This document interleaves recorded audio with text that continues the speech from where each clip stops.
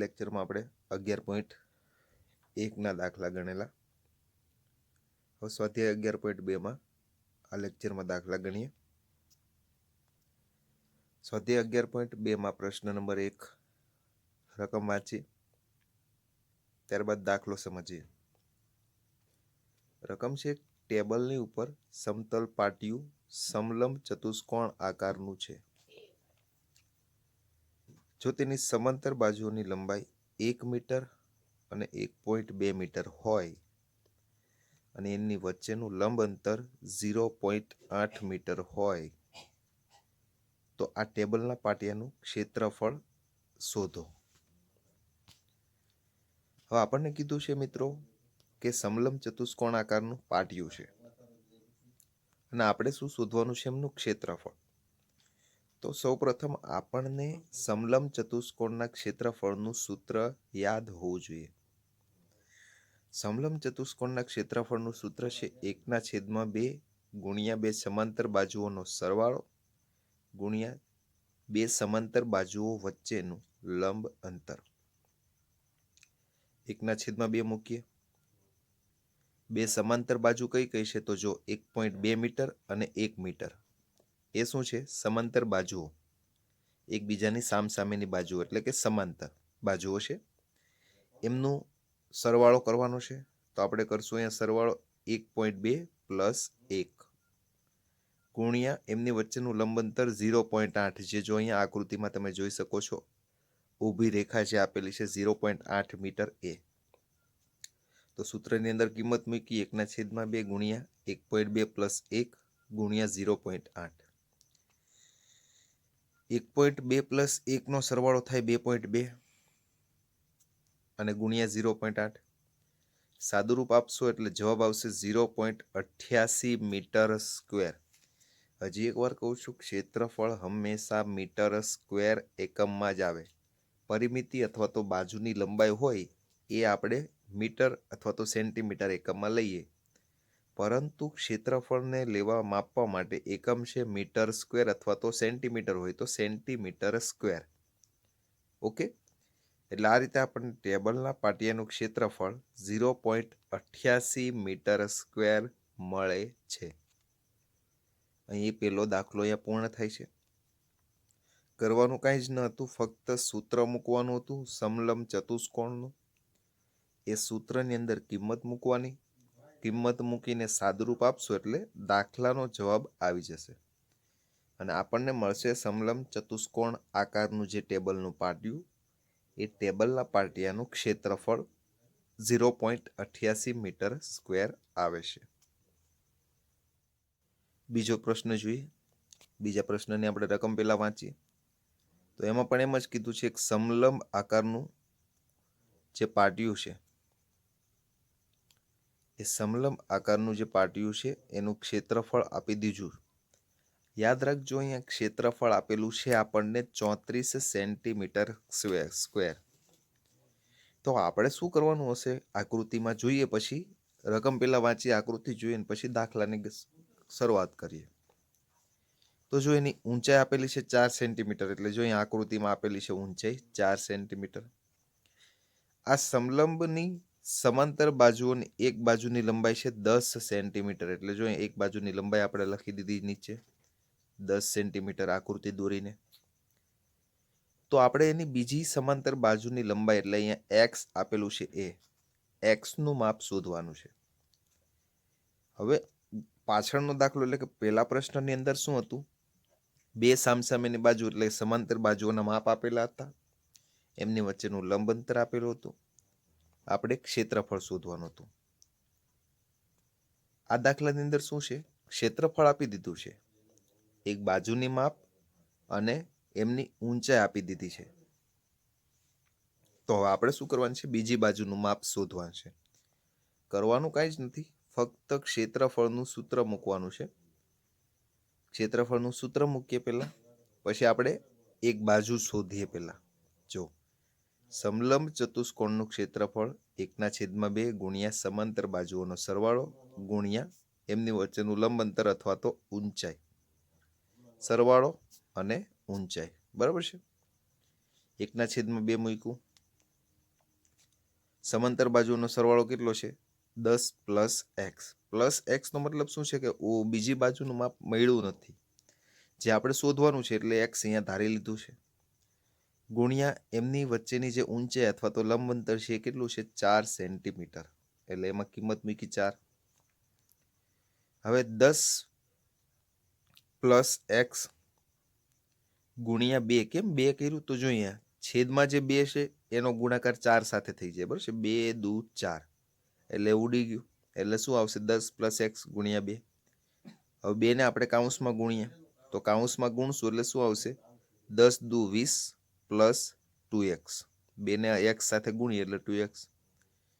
હવે આપણને ક્ષેત્રફળ આપી દીધું છે 34 સેન્ટીમીટર સ્ક્વેર રકમની અંદર. તો ક્ષેત્રફળની જગ્યા પર આપણે 34 મૂકીએ એટલે સમીકરણ પ્રકારે એક બની જશે.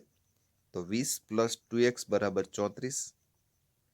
20 છે ડાબી બાજુ એને જમણી બાજુ મોકલીએ એટલે પ્લસની જગ્યાએ શું થશે? માઇનસ. એટલે 34 માંથી 20 બાદ કરીએ એટલે શું મળશે? 14. 2x બરાબર 14. હવે x છે એની સાથે 2 ગુણાકારમાં છે, સામેની બાજુ જાય તો ભાગાકારમાં. એટલે જો આ રીતે થશે. અહીંયા હું લખીને સમજાવું તમને. x is equal to 14/2. તો 7 દુ 14 ઉડી જાય અહીંયા, બરાબર છે? તો આ રીતે આપણને x ની કિંમત મળશે 7. એટલે આપણને સમાંતર બાજુની જે બીજી બાજુ છે એ બીજી સમાંતર બાજુની લંબાઈ કેટલી આ મળશે? 7 સેન્ટીમીટર. તો આ રીતે આપણો બીજો દાખલો પણ અહીંયા પૂર્ણ થાય છે. દાખલો એકદમ સિમ્પલ છે, કરવાનું કાંઈ જ નથી. રકમ એક વખત ધ્યાનથી વાંચવાની, રકમ ઉપરથી આકૃતિ દોરવાની અને આકૃતિ ઉપરથી દાખલો ગણવાનો. ત્રીજો દાખલો જોઈએ હવે. ત્રીજા દાખલાની રકમમાં પણ એમ જ છે. એક સમલંબ ચતુષ્કોણ આકારના ખેતર ABCDની વાડની લંબાઈ 120 મીટર છે. BC બરાબર 48, CD બરાબર 17 મીટર, AD બરાબર 40 મીટર. તો આપણે શું કરવાનું છે? ક્ષેત્રફળ શોધવાનું છે. અહીં બાજુ AB એ સમાંતર બાજુ AD અને BC પર લંબ છે, એટલે લંબ બાજુ આ છે. હવે અહીંયા આકૃતિ સમજવા માટે જુઓ, ધ્યાન રાખજો.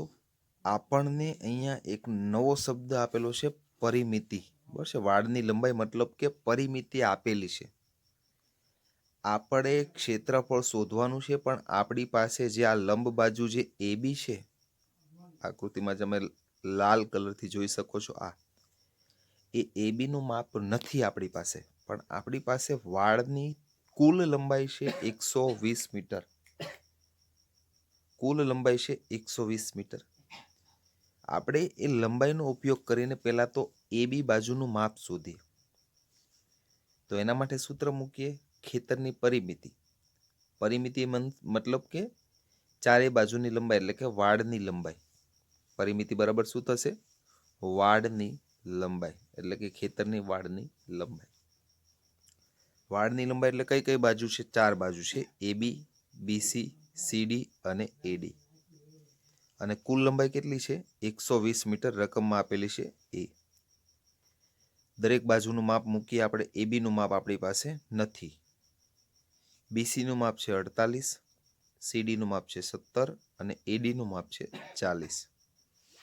બરાબર કુલ લંબાઈ એટલે કે 120. ત્રણેયનો સરવાળો 48, 17 અને 40 નો સરવાળો થાય 105 બરાબર 120. હવે AB ને સૂત્રનો કરતા બનાવીએ એટલે 105 સામેની બાજુ જાય, ડાબી બાજુ પ્લસ છે, જમણી બાજુ જાય તો શું થાય? માઇનસ. એટલે AB બરાબર 120 માઇનસ 105. એટલે આપણને મળશે AB નું માપ 15 મીટર. એટલે જે લંબ બાજુ છે એનું માપ મળી ગયું આપણને 15. હવે આપણી પાસે દરેકના માપ છે, બે સમાંતર બાજુના માપ છે અને આ જે લંબ બાજુ AB છે એનું માપ છે. તો એના મદદથી આપણે દાખલો ગણીએ. હવે ક્ષેત્રફળ શોધીએ. તો સમલંબ ચતુષ્કોણ ABCD નું ક્ષેત્રફળ સૂત્ર મૂકીએ, 1/2 ગુણ્યા સમાંતર બાજુઓનો સરવાળો ગુણ્યા સમાંતર બાજુઓ વચ્ચેનું લંબ અંતર. 1/2. સમાંતર બાજુઓ કઈ કઈ છે? તો કે BC અને AD. તો AD પ્લસ BC અને લંબ બાજુ કઈ છે AB. દરેકની કિંમત મૂકીએ 1/2 ગુણ્યા 40 પ્લસ 48 એટલે કે આ 40 અને 48 આકૃતિમાં જોઈએ એ પ્રમાણે. અને AB નું માપ છે 15 જે આપણે હમણાં પરિમિતિ પરથી શોધ્યું. 40 પ્લસ 48 થાય 88 ગુણ્યા 15 1/2 ગુણ્યા 88 એટલે જો આ રીતે 1/2 ગુણ્યા 88 તો 88 ના ભાગ 2 વડે પડે કેટલા 44 દુ 88 એટલા માટે 44 ગુણ્યા 15 કરશો એટલે જવાબ આવશે 660 મીટર સ્ક્વેર. એટલે આમ આપણને ક્ષેત્રફળ ખેતરનું ક્ષેત્રફળ મળશે 660 મીટર સ્ક્વેર. તો આ રીતે આપણો ત્રીજો દાખલો અહીંયા પૂર્ણ થાય છે. યાદ રાખવાનું છે ત્રીજા દાખલામાં આપણી પાસે લંબ બાજુનું માપ હતું નહીં પરંતુ વાડની લંબાઈ હતી આપણી પાસે. તો વાડની લંબાઈનો 120 મીટર છે લંબાઈ, એનો ઉપયોગ કરીને આપણે લંબ બાજુ AB નું માપ પહેલા શોધ્યું અને એના ઉપરથી આપણે શું કર્યું ક્ષેત્રફળ ચતુષ્કોણ ABCD નું ક્ષેત્રફળ મેળવ્યું. એ મળ્યું કેટલું 660 મીટર સ્ક્વેર. આ રીતે ત્રીજો દાખલો પૂર્ણ કર્યો. ચાલો જોઈએ ચોથો દાખલો. ચોથા દાખલાની રકમ છે ચતુષ્કોણ આકારના ખેતરના વિકર્ણની લંબાઈ 24 મીટર છે. આકૃતિમાં જોઈ શકીએ છીએ આપણે વિકર્ણ કયો છે BD. કયો છે વિકર્ણ B અને D. એ વિકર્ણનું માપ છે 24 મીટર. બાકીના બે શિરોબિંદુમાંથી આ વિકર્ણ પર દોરેલા લંબ છે જેની લંબાઈ 8 મીટર અને 13 મીટર છે. એટલે જો આ એક લંબ અને બીજો લંબ છે AM અને CN, એ બે લંબ છે. તો આપણે શું કરવાનું છે ક્ષેત્રફળ શોધવાનું છે. તો જો આ ચતુષ્કોણ આકાર જેવો છે આપણને દેખાય છે ચતુષ્કોણ આકાર, પણ ધ્યાનથી જોઈએ તો આપણને આ આકૃતિની અંદર જે આકૃતિ દોરેલી છે એની અંદર બે ત્રિકોણ દેખાય છે. એક ત્રિકોણ છે BC અને D, બીજો ત્રિકોણ છે BA અને D. બે ત્રિકોણ છે. તો આપણે જો બંને ત્રિકોણનું ક્ષેત્રફળ શોધી લઈએ તો કુલ આકૃતિ એટલે કે ચતુષ્કોણ ABCD જે ખેતર છે ચતુષ્કોણ આકારનું એનું ક્ષેત્રફળ મળી જાય.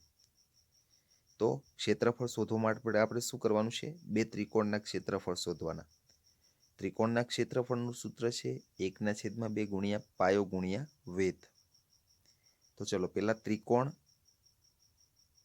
AB અને D એટલે કે ત્રિકોણ ABD નું ક્ષેત્રફળ વત્તા ત્રિકોણ BCD નું ક્ષેત્રફળ બંનેનો સરવાળો કરશું આપણે એટલે મળશે આપણને ચતુષ્કોણ ABCD નું ક્ષેત્રફળ. તો ત્રિકોણ ABD માં ત્રિકોણના ક્ષેત્રફળનું સૂત્ર મૂકીએ 1/2 ગુણ્યા પાયો. પાયો કયો છે B અને D. બંને ત્રિકોણ માટે પાયો એક જ છે BD. ત્રિકોણ ABD માટે વેધ કયો છે AM. એ જ રીતે ત્રિકોણ BCD નું ક્ષેત્રફળ શોધવાનું છે તો એનો પાયો પણ શું આવશે BD. વેધ કયો છે નીચેનો CN. કિંમત મૂકીએ 1/2. BD નું માપ છે 24, AM નું માપ છે 13. એ જ પ્રમાણે બીજા ત્રિકોણ એટલે કે 1/2 BD નું માપ છે 24, વેધ નીચેનો એટલે કે CN છે જે 8 આપેલો છે. સાદુરૂપ આપશું એટલે 24 અને 2 નો ભાગાકાર થઈને અહીંયા 12 મળશે ગુણ્યા 13 વત્તા 12 ગુણ્યા 8. 12 કેમ તો કે 1/2 24 સાથે ભાગાકાર થાય એટલે જો આ રીતે 1/2 ગુણ્યા 24 એટલે આ બંનેનો ભાગાકાર થાય જવાબ આવે 12. સમજ પડી? 12 વડે ભાગે છે એટલે મતલબમાં ઉડે 12 દુ 24 એટલા માટે મળે છે 12. તો 12 ગુણ્યા 13 વત્તા 12 ગુણ્યા 8. 12 ગુણ્યા 13 કરશું એટલે 156 અને 12 ગુણ્યા 8 એટલે 12 × 96. બંનેનો સરવાળો કરીએ એટલે 252 મીટર સ્ક્વેર. તો આપણને આ રીતે ક્ષેત્રફળ મળે છે ચતુષ્કોણ આકારનું જે ખેતર છે એનું ક્ષેત્રફળ 252 મીટર સ્ક્વેર થાય છે. તો આ દાખલામાં આપણે શું કર્યું જે ચતુષ્કોણ આકારનું ખેતર છે એને બે ત્રિકોણ એની અંદર પાર્ટ પાડી દીધા, ભાગ પાડી દીધા બે ત્રિકોણમાં, અને બે ત્રિકોણનું ક્ષેત્રફળ શોધીને એનો સરવાળો કર્યો એટલે આપણને ચતુષ્કોણ આકારનું જે ખેતર છે એનું કુલ ક્ષેત્રફળ મળી જાય છે. ચોથો દાખલો છે અહીંયા પૂર્ણ થાય છે. 5મો પ્રશ્ન જોઈએ હવે. પ્રશ્ન નંબર 5 છે એની રકમ છે એક સમબાજુ ચતુષ્કોણના વિકર્ણની લંબાઈ 7.5 સેન્ટીમીટર અને 12 સેન્ટીમીટર છે, તો તેનું ક્ષેત્રફળ શોધો. હવે અહીંયા શું લખેલું છે? સમબાજુ ચતુષ્કોણનું ક્ષેત્રફળ. તો સમબાજુ ચતુષ્કોણના ક્ષેત્રફળ શોધવાનું સૂત્ર એક જ છે, 1/2 ગુણ્યા 2 વિકર્ણનો ગુણાકાર. કિંમત મૂકી દઈશું એટલે જવાબ મળશે 1/2. બે વિકર્ણ કયા કયા છે? તો કે જો એક 7.5 અને બીજો વિકર્ણ છે 12. બંનેની કિંમત મૂકી. હવે 12 છે એ 12 છે 1/2 વડે ઉડે એટલે કે 6 દુ 12. એટલા માટે મળશે આપણને 7.5 ગુણ્યા 6. 7.5 ગુણ્યા 6 નો ગુણાકાર કરશું એટલે મળશે જવાબ 45. તો આ રીતે આપણને જે સમબાજુ ચતુષ્કોણ છે એનું ક્ષેત્રફળ મળે છે 45 સેન્ટીમીટર સ્ક્વેર. દાખલો એકદમ સિમ્પલ હતો. આના માટે ફક્ત એક સૂત્ર યાદ રાખવાનું હતું, જે છે કયું? સમબાજુ ચતુષ્કોણનું ક્ષેત્રફળ, અને એનું સૂત્ર છે 1/2 ગુણ્યા 2 વિકર્ણનો ગુણાકાર. અને એની અંદર કિંમત મૂકીને દાખલો ગણશું અને જવાબ આપણને મળશે સમબાજુ ચતુષ્કોણનું ક્ષેત્રફળ 45 સેન્ટીમીટર સ્ક્વેર. પ્રશ્ન 6 જોઈએ હવે. પ્રશ્ન 6 ની રકમ વાંચીએ. પ્રશ્ન 6 ની રકમ છે એક સમબાજુ ચતુષ્કોણની બાજુ 6 સેન્ટીમીટર છે અને એનો વેધ છે 4 સેન્ટીમીટર. સમબાજુ ચતુષ્કોણો એટલે એની બધી બાજુ માપ સરખા થશે. એટલે જો આ રીતે દરેક બાજુનો માપ છે 6 સેન્ટીમીટર, 6 સેન્ટીમીટર, 6 સેન્ટીમીટર. બસ એટલે કે દરેકના માપ કેટલા થશે? 6 સેન્ટીમીટર. વેધ છે 4 સેન્ટીમીટર એટલે કે એનો વેધ આપણે દોર્યો છે અહીંયા 4 સેન્ટીમીટર આકૃતિમાં દોર્યો છે. જો એનું ક્ષેત્રફળ શું કર્યું છે? શોધવાનું છે. બીજું કીધું છે જો એક વિકર્ણની લંબાઈ 8 સેન્ટીમીટર હોય તો બીજા વિકર્ણની લંબાઈ મેળવો. બીજો વિકર્ણ એટલે કયો થશે? આ જો હું આકૃતિમાં દોરું છું, આ છે બીજો વિકર્ણ થશે. બરાબર છે? એની લંબાઈ આપણે શું કરવાની છે? શોધવાની છે. તો પહેલા આપણે સમાંતર બાજુ જે ચતુષ્કોણ છે એનું ક્ષેત્રફળ શોધીએ. હવે એ શું? તો કે જો યાદ રાખવાનું છે સમબાજુ ચતુષ્કોણ છે, આ એક વાક્ય યાદ રાખવાનું છે કે સમબાજુ ચતુષ્કોણ છે એને સમાંતર બાજુ ચતુષ્કોણ પણ કહેવામાં આવે છે. તો આપણે માહિતી પરથી સમાંતર બાજુ ચતુષ્કોણનું ક્ષેત્રફળ શોધી લઈએ એટલે કે આ સમબાજુ ચતુષ્કોણનું ક્ષેત્રફળ મળશે. સમબાજુ ચતુષ્કોણને સમાંતર બાજુ ચતુષ્કોણ પણ કહેવામાં આવે છે. સમાંતર બાજુ ચતુષ્કોણનું ક્ષેત્રફળ છે પાયો ગુણ્યા ઊંચાઈ. પાયો છે 6 સેન્ટીમીટર અને ઊંચાઈ છે 4 સેન્ટીમીટર એટલે ક્ષેત્રફળ મળશે 24 સેન્ટીમીટર સ્ક્વેર. તો આ માહિતી ઉપરથી આપણને સમાંતર બાજુ ચતુષ્કોણ એટલે કે સમબાજુ ચતુષ્કોણ છે એનું ક્ષેત્રફળ મળી ગયું 24 સેન્ટીમીટર સ્ક્વેર. ફરી પાછું સૂત્ર મૂકવાનું છે સમબાજુ ચતુષ્કોણનું. કેમ? તો કે આપણને રકમમાં એમ કીધું છે કે એક વિકર્ણની લંબાઈ 8 સેન્ટીમીટર હોય તો બીજા વિકર્ણની શોધો. તો હવે આપણે મૂકવાનું છે સમબાજુ ચતુષ્કોણનું ક્ષેત્રફળ. સમબાજુ ચતુષ્કોણનું ક્ષેત્રફળ છે 1/2 ગુણ્યા 2 વિકર્ણનો ગુણાકાર એટલે વિકર્ણ 1 ગુણ્યા વિકર્ણ 2. ક્ષેત્રફળ આપણને ઉપર મળી ગયું છે 24. ત્યારબાદ કિંમત મૂકીએ 1/2 ગુણ્યા વિકર્ણ 1 આપી દીધો છે રકમમાં 8 સેન્ટીમીટર એટલે અહીંયા 8 મૂક્યા. વિકર્ણ 2 નું માપ આપણી પાસે નથી, જે શોધવાનું છે. હવે 8 અને 2 ભાગાકાર થઈ જાય એટલે જવાબ આવશે ત્યાં 4. હવે જો અહીંયા વિકર્ણ 2 અને 4 છે બંને વચ્ચે ગુણાકારનો સંબંધ છે, તો 4 ને જો આપણે છેદમાં જવા દઈએ એટલે શું થશે? એ ભાગાકાર થશે.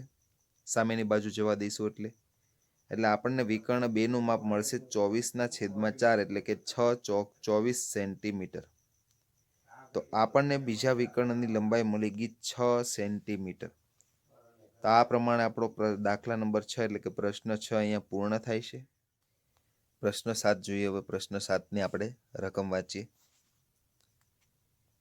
તો કોઈ એક મકાનના ભોયતળિયામાં, ભોયતળિયું મતલબ કે ફ્લોરિન, બરાબર છે, જે આપણે લાદી અથવા તો સ્ટાઇલ લગાડીએ છીએ એ ભાગ, તો તેમાં સમબાજુ ચતુષ્કોણ આકારની 3000 લાદીઓ લગાડેલી છે.